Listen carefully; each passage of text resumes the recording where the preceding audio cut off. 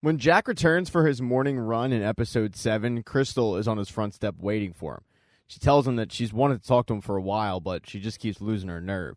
The reason she came over is because she wanted to apologize. Apologize for everything, for going off script, and to let him know how much she truly cares about the DWL. But instead of really accepting her apology, Jack just says, "Thanks for letting me know," and walks right inside. Stacy, who had heard this whole conversation go down, tries to make Crystal feel better by telling her she's a good person and she shouldn't beat herself up, but Crystal's pretty down on herself. Jack then gets a phone call, though, that the DWL Dome was trashed. As Charlie Gully sat in his store, him and a couple of cronies were talking about the DWL and how there is legit heat with them. One of Gully's cronies tried to buy a ticket to just heckle them, but the closest he could get was the 40th row. So while they try to play it off like the DWL isn't real competition, it clearly is. So Charlie Gully wanted to send a message. In the middle of the night, he took a helicopter over to the Dome and spent all night plastering the outside of it with pictures of DWL wrestlers, but it's as if they were working for Florida Dystopia. The whole mess was found by Apocalypse, Bobby, Diego, and Ace when they showed up at the Dome in the morning. As they talk about how Charlie Gully got his money, it's family money, and he came down south and opened up this outdoors kind of store, Jack shows up and sees all the flyers. Even though everybody around him is extremely loyal, he starts kind of re-pitching them a bit to stay, saying that this has happened in the past. Rival wrestling organizations have tried to poach their talent, but it doesn't take too long for that talent to come right back to Duffy. And maybe one of the reasons why he felt the need to kind of pitch these guys to stay is because after Rooster left, they're hard up for talent for the state fair. They're actually holding tryouts soon. So Jack can't afford to lose any more wrestlers, especially some of his top guys like Apocalypse, Diego, and Ace. As Jack heads into the Dome, Ace lets him know Wild Bill's inside training. And sure enough, he is. And it's extremely awkward for Willie. But Jack and Ace both head inside to see the old man hitting the ropes. And Wild Bill wants to go down to Florida and exact revenge on Charlie Gully for what he just did to the Dome. But Jack doesn't have any interest in that because he still needs to figure out the main event for the biggest main event in DWL history, the main event at the State Fair. Normally, Jack would just write it himself, but this time it's going to be a little bit different. He wants a creative discussion on what exactly they should do. It's going to end up being a three-way because Wild Bill ended up forcing their hand, but everything Wild Bill said was correct. Wild Bill being in the main event has helped skyrocket ticket sales, so he's in. Now it's just a matter of what do they do about the main event. And not only has Jack decided to open this up to a discussion, he's also decided to drop the belt. Now the question is, who does he drop the belt to? And that spurns an argument between Wild Bill and Ace. Wild Bill saying that this entire crowd's showing up for him and putting the belt on him would give the biggest pop. Ace, however, making the point that if you put it on Wild Bill, it's the same old, and no one's going to come back, no one's going to care. If you put it on the young upstart, i.e. Ace, people will be invested in that storyline. And not only that, he deserves it. Wild Bill's been gone for so long, and Ace figured he deserved the belt a long time ago. Jack just stands there taking this all in, but the fact that Jack isn't really giving any feedback pisses off Ace, and he ends up storming out. He heads home, and he's on Instagram where he sees Rooster at Charlie Gully's party. And yeah, it looks fun. He then notices on that paper that Charlie Gully had glued to the Dome with Ace on it, it has an invitation to the party. So Ace hops in his car, and he heads down to Florida. And Charlie Gully's place is an absolute mansion. It's also a shrine to him. He walks through all the people and the craziness, and he finds Rooster. And Rooster didn't believe that he would actually show up, but Charlie Gully, I guess, said the whole time, no, he'll be here. And after Gully has the biggest douchebag entrance of all time, he ends up seeing Ace. But Ace lets him know, I didn't come here to party. I came here to kick your ass for doing what you did to the Dome. Because if you're doing what you did to the Dome, then you're doing that to my family.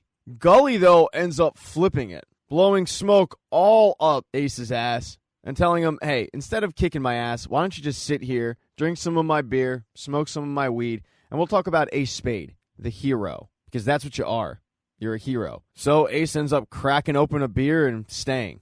But later on in the party, when Ace ends up getting Charlie Gully alone, he reiterates that he's not here to party. Although, I guess free beer's free beer. He's there to kick his ass. And Gully tries to explain, but it was a prank. It's a sign of respect. And it got you here, which is the whole goal of the thing. Plus, I already sent a crew of guys down there to clean it all up.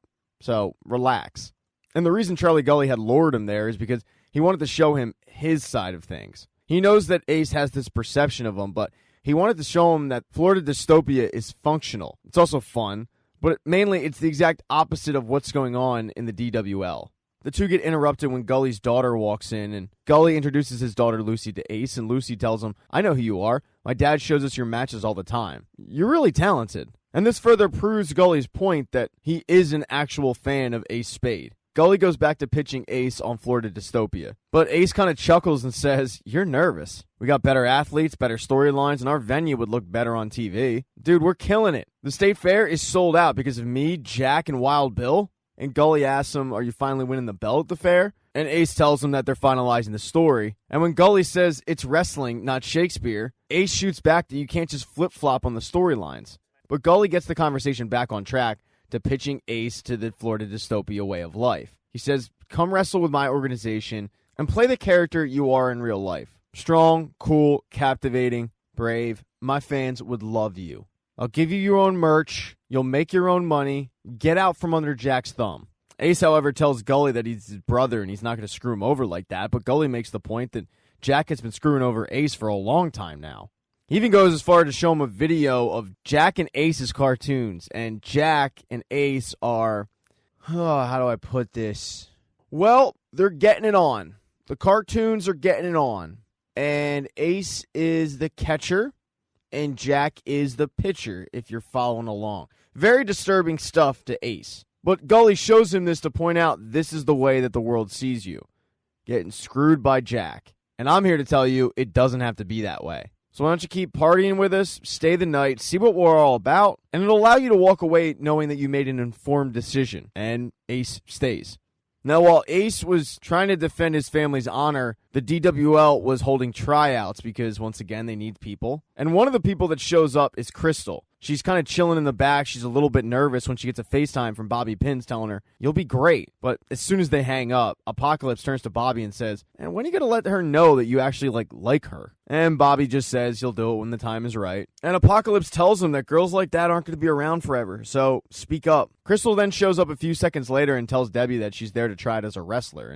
And since it's an open tryout, Debbie kind of has to let her wrestle. Now, all of this is going down without Jack. He's not there because Thomas got in a fight at school, so he had to be on dad duty. So he's leaving all of the evaluations up to Willie. And Willie has all the wrestlers get in the ring and start working on their moves and whatnot. One of those wrestlers' entire gimmick is he's the dad. He's wearing a blue button-up, khakis, and he's probably the best one.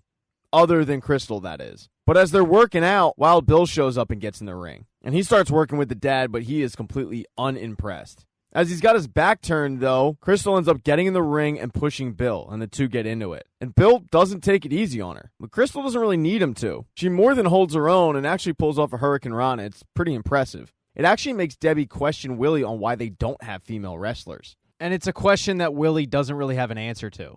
Willie ends up calling the practice and heading upstairs to wait for Jack. And Jack and Stacy were dealing with the whole Thomas issue. They sit Thomas down and try to tell him that he can't just go around punching people in the face, even though the kid was a year older and he was the one who instigated it. And Thomas says why. I mean, Dad did it with Uncle Ace. And he's referring to in the hospital after Ace broke Bobby's leg. Jack threw him against a soda machine.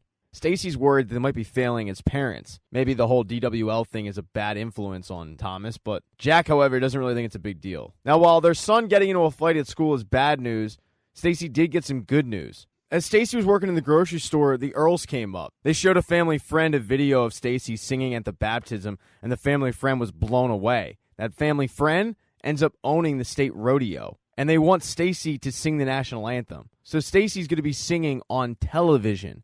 It's huge. Jack is thrilled for it, but he does have to get back to the Dome to find out how the tryouts went. And when he shows up, Willie tells him about the dad, and immediately Jack says, "Sign him up, we just need bodies." But then Willie tells him about how good Crystal was, and he is not interested. And it's not so much that he's not interested in a female wrestler, he's not interested in Crystal because of what she did. He puts all of the blame on Crystal, none of it on the guy who actually snapped Bobby's leg, his brother. And Willie defends Crystal.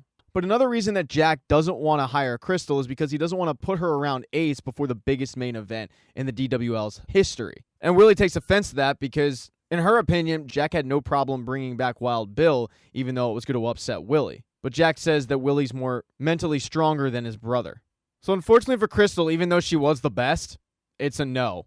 And Willie is tasked with going to her trailer and informing her. And Willie feels really bad about it. She sees Crystal's reaction from afar, and maybe she just feels for Crystal because she never got an opportunity to wrestle, but when she goes home that day, Willie ends up taking her stress out on her family, mainly her daughter, and her husband tries to go and talk to her about it. He knows that something's bothering her. He figures it's the Wild Bill situation, but she doesn't want to talk about it. Even after he presses her on it, she ends up freaking out at him because of it, saying, "I don't want to talk about this." But Willie's husband's just concerned for his wife because ever since Wild Bill did come back, her drinking's ticked up a bit. The next day, in Florida, Ace goes to see his first Florida Dystopia show, and he's agreed that he's jumping ship. He's having a blast with Gully. He's banging lines of coke, he's hooking up with women, but there's one thing missing: Crystal. As he's about to hook up with one of the valets, he tells her, "Can you just leave me alone?